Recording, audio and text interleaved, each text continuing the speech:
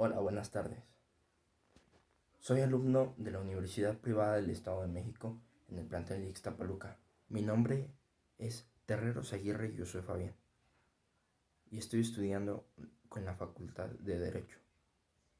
Nos encontramos en el séptimo cuatrimestre de la carrera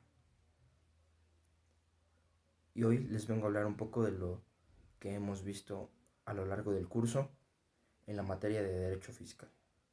Concepto de Derecho Fiscal o Tributario. Es una rama del derecho financiero que se encarga de regular el ordenamiento y la regulación de los tributos. Los tributos son mejor conocidos como las contribuciones que se desprenden de la ley para retribuirse al Estado, ya que en base a esto todos los ciudadanos estamos obligados por la normatividad a cumplir y acatar el cumplimiento de contribuciones para el Estado y así se pueda contribuir al medio de salud, seguridad pública y otros servicios que pueda brindar el Estado. La normatividad y la ley que nos regula a nosotros como mexicanos a cumplir con estas contribuciones al Estado es el Código. Nos señala en su artículo segundo las formas de contribuir al Estado. Los impuestos. Número 2, aportaciones de seguridad. Número 3, las mejoras. Y número 4, los derechos. El número 1 nos va a hablar de los impuestos, los cuales son las contribuciones que estamos obligados todas las personas físicas o morales a otorgar al Estado, como lo puede ser un ejemplo el IVA, el ISR, el IEPS. Estos son unos claros ejemplos de los impuestos. Aportaciones de seguridad social. Estas son las contribuciones de ley hechas por las personas que son sustituidas por el Estado en el cumplimiento de sus obligaciones de seguridad social, como lo es la salud. Un claro ejemplo de esto puede ser el Fondo Nacional de la Vivienda para los Trabajadores. Las mejoras. Las mejoras son aquellas contribuciones en las cuales saca los gastos para la realización de actividades de infraestructura, como lo son banquetas, alcantarillado, alumbrado, entre otras cosas como pavimentación. Número 4. Los derechos. Estas son las contribuciones hechas por el aprovechamiento de los bienes del dominio público o por recibir servicios prestados por el Estado.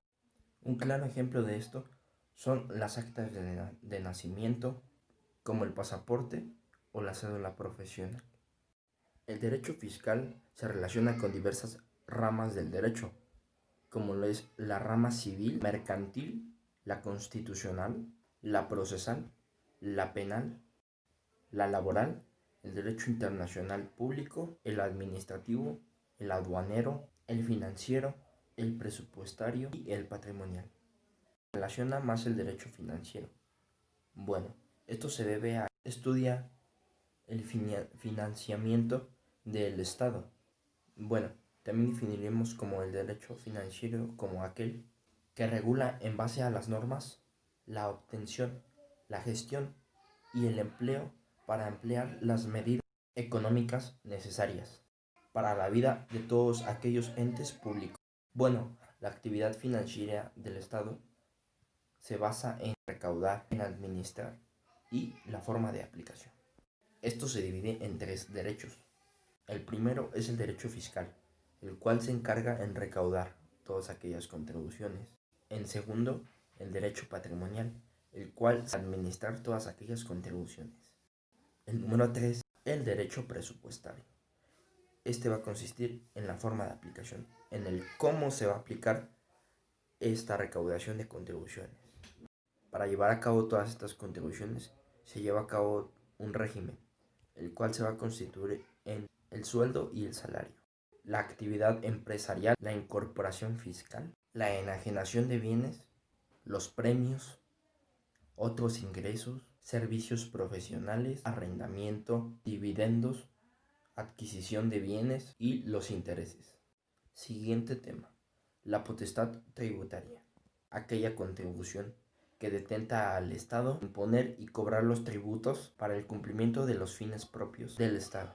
También se puede definir como la facultad o la posibilidad de establecer y regular los tributos, las tasas, las contribuciones y los impuestos. El Estado requiere de recursos, para ello son necesarios los ingresos tributarios aportados por la población. La potestad tributaria es la capacidad exclusiva del Estado para establecer la obligatoriedad de adquirir las contribuciones recaudadas. La potestad tributaria consiste en tres formas. Número 1. La función normativa. Número 2. La función administrativa. Y número 3. La función jurisdiccional. También intervienen las autoridades, así como la federal, la estatal y la municipal. Así como las obligaciones tributarias son las de dar, hacer y no hacer, y las de tolerar. Las de dar son las de otorgar los impuestos. Las de hacer, estar obligado a hacer una situación. Las de no hacer son las de no pagar los impuestos. Y las de tolerar son las de tolerar a la autoridad. Bueno, después de ello viene lo que es el domicilio fiscal. La autoridad toma como autorización donde se encuentra el negocio. Los elementos esenciales del impuesto. Número 1. El sujeto activo. Este va a consistir en el exigir el pago del tributario. Un ejemplo de esto es el SAT, el Infonavit y la Tesorería de Municipios. Número 2. Sujeto pasivo. Este va a consistir en la persona física o jurídica que va a contraer la obligación, ese tributo.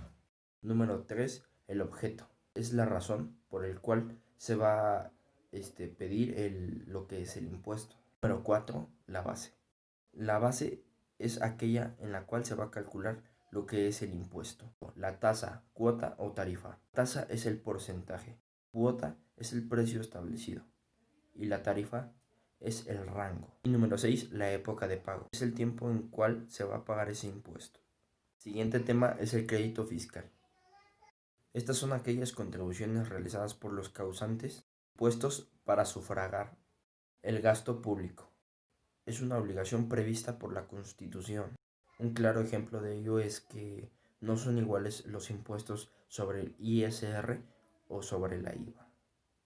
El crédito fiscal comprende los accesorios de las contribuciones, los cuales son cargos, las sanciones, gastos de ejecución, indemnización de cheques, así como el Estado es aquel que tiene la facultad de cobrar los impuestos. La administración pública tiene la facultad de dividirse en órganos con determinadas actividades, así como la Carta Magna que nos señala en su artículo 73 contribuir al gasto público, así como la creación de impuestos que se va a basar en base a las leyes.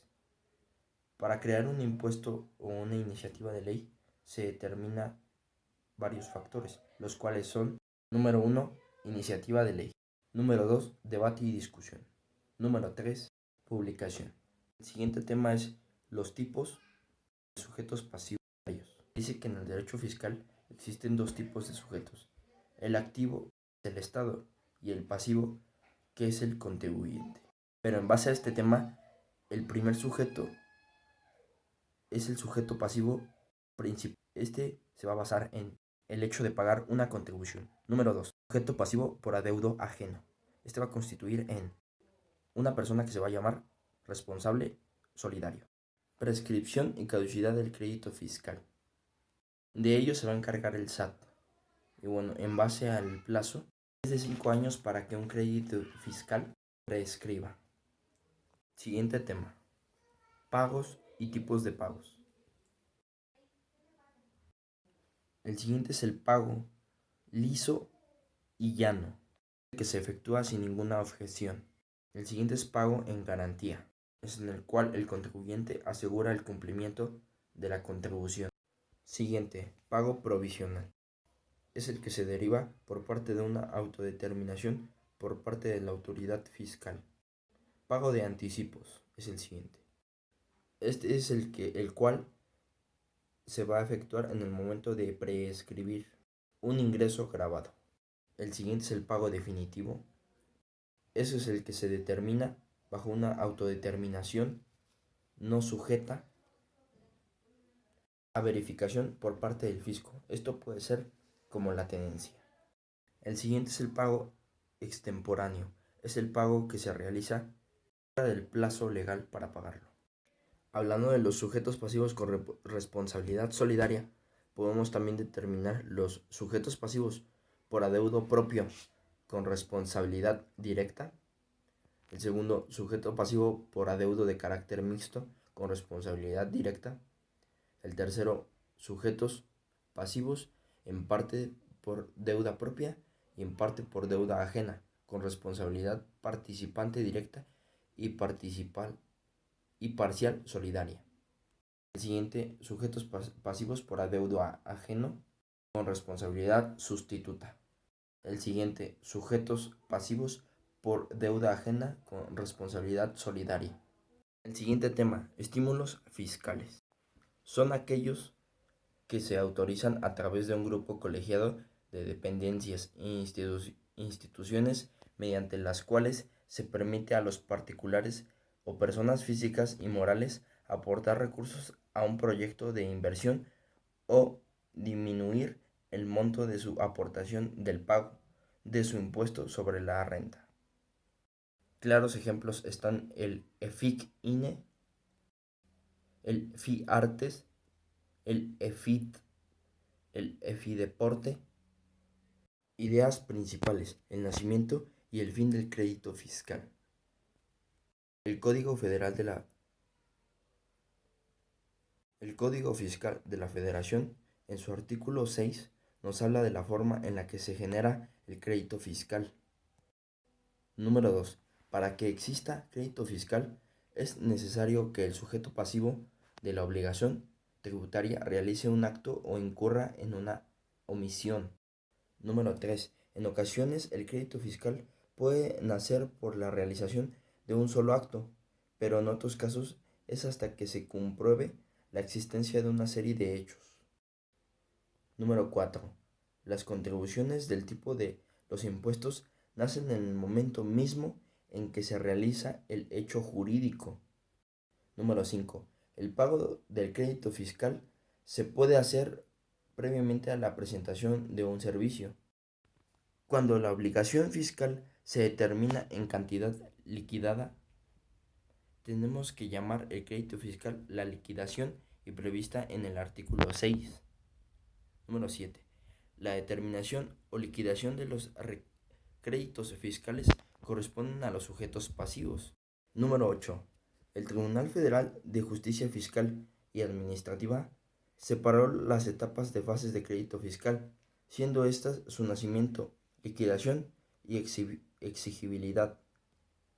Número 9. Se dice que se deben utilizar como sinónimos los términos de liquidación y determinación de la obligación tributaria, ya que la liquidación cumple la doble función de reconocer existencia de la obligación tributaria a cargo de un determinado sujeto y de cuantificar el crédito fiscal. Y número 10. La liquidación que realiza el sujeto pasivo directo o por adeudo ajeno en forma esporánea sin intervenir en la autoridad fiscal. El crédito fiscal y los accesorios. Cada autoridad determina un crédito fiscal. Este se integra no solo por contribución omitida, sino también por multas, actuaciones y recargos, incluso por gastos de ejecución. El párrafo segundo de la fracción 1 del artículo 28 de la Ley de Impuestos sobre la Renta señala que no serán deducibles los accesorios de las contribuciones, a excepción de los recargos que se hubieran pagado efectivamente, los cuales son la actualización. Estas son aquellas cantidades que se debe cubrir al Estado por concepto de indemnización. 2. Los recargos. Esto se refiere a la cantidad que se debe cubrir al Estado. Número 3. Las multas. Se trata de aquellas sanciones económicas que imponen las autoridades fiscales a los contribuyentes por no cumplir con sus obligaciones fiscales. Siguiente tema, ICR. Este es mejor conocido como el impuesto sobre la renta. Es una carga fiscal directa que se aplica a los ingresos obtenidos que incrementen el patrimonio del contribuyente, por lo que las personas físicas y morales están obligadas al pago de este impuesto. De acuerdo a la ley del ISR, el pago está obligado a las personas que residan en México, radiquen en el extranjero con un establecimiento en el país, residentes en el extranjero que perciben ingresos de fuentes de riqueza en México. El ISR se va a cobrar a base en los salarios percibidos, el arrendamiento de inmuebles, así como su construcción y venta, actividades artísticas, deportivas o espectáculos públicos, así como ingresos por comercialización o fábricas o premios obtenidos. Siguiente tema, estímulos fiscales. Región fronteriza norte. Si eres un contribuyente persona moral o persona física con actividades empresariales y tienes tu domicilio fiscal, sucursal o una agencia o cualquier otro establecimiento en alguno de los municipios por más de 18 meses, podrás beneficiarte con los estímulos fiscales contenidos en el Decreto de Estímulos Fiscales de Región Fronteriza Norte. Esto habla de los estados como lo es Baja California, Sonora, Chihuahua, Coahuila, Nuevo León y Tamaulipas. El siguiente tema es el PAE, o mejor conocido como el Procedimiento Administrativo de Ejecución. Conocido como PAE, es el mecanismo con el que cuentan las autoridades fiscales, como lo es el SAT, el IMSS y el Infonavit. Esto le sirve para exigir a los contribuyentes el pago de los créditos fiscales a su cargo que no hubieran sido cubiertos o garantizados dentro de los plazos que disponen las leyes fiscales. Siguiente tema. Formas de extinción del crédito fiscal. Número 1 es el pago. Es el cumplimiento del sujeto pasivo de su obligación, satisfaciendo en favor del sujeto activo la prestación tributaria. Número 2. La prescripción. Es la extensión del derecho de crédito por el transcurso de un tiempo determinado. El derecho fiscal admite que la prescripción como una de las formas de extensión tanto de la obligación fiscal como de las obligaciones de reembolso. Número 3. Compensación. Este tiene lugar cuando el fisco y los contribuyentes son acreedores y deudores recíprocos. El siguiente es la condonación. Como sujeto activo de la relación tributaria, hay que mencionar que la principal atribución del Estado es el campo impositivo. Es la de exigir el cumplimiento de las obligaciones fiscales y que está atribuida a situaciones extraordinarias. Siguiente, la cancelación. Es el castigo de un crédito por insolvencia del deudor o incontabilidad en el cobro. Consiste de dar de baja una cuenta por ser incobrable o incosteable su cobro. Siguiente tema, bienes inembargables del PAE. El hecho cotidiano, los vestidos del deudor y de sus familiares, los muebles de uso indispensable del deudor y de sus familiares, no siendo de lujo o juicio de ejecutor. Los libros, los instrumentos, los útiles y mobiliario indispensable para el ejercicio de la protección, arte y oficio a que se dedique el deudor, la maquinaria, enseres y semovientes de los negociantes, cuando sean necesarios para su actividad ordinaria, las armas, vehículos, caballos y caballos que los militares en servicio deban usar conforme a las leyes. El PAE. El mandamiento de ejecución. Este va a consistir en que la autoridad fiscal emite un escrito en el cual, bajo fundamentos y motivos, se ordena proceder a solicitar al contribuyente deudor el cobro obligatorio de contribuciones. Siguiente, el requerimiento del pago.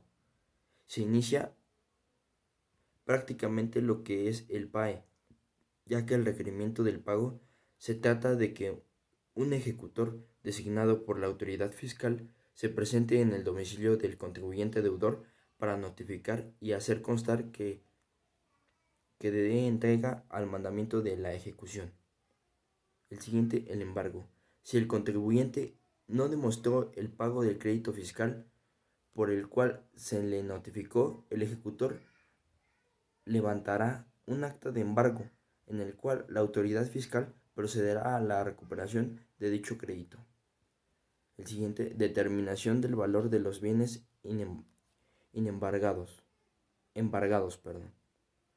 El ejecutor representante de la autoridad fiscal otorgará un plazo de 6 días a partir de la fecha en que se hubiera practicado el embargo al deudor para determinar el valor de los bienes en común acuerdo.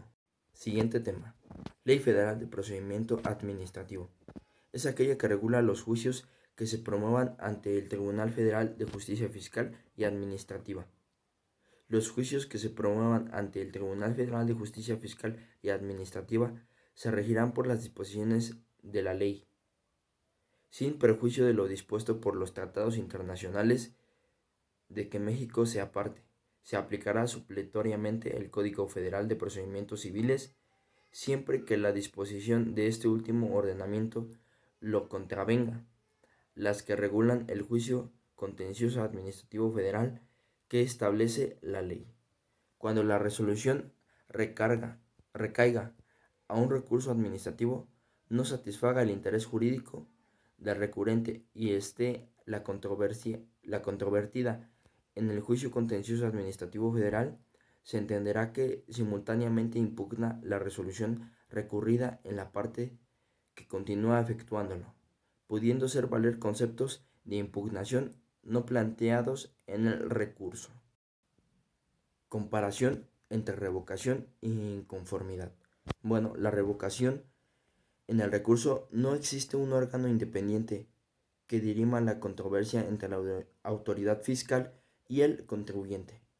La propia autoridad fiscal resuelve el recurso de revocación. Este tiene como propósito de que la autoridad fiscal revise su propia actuación para determinar si estuvo conforme a derecho para luego revocar, modificar o confirmar la resolución impugnada.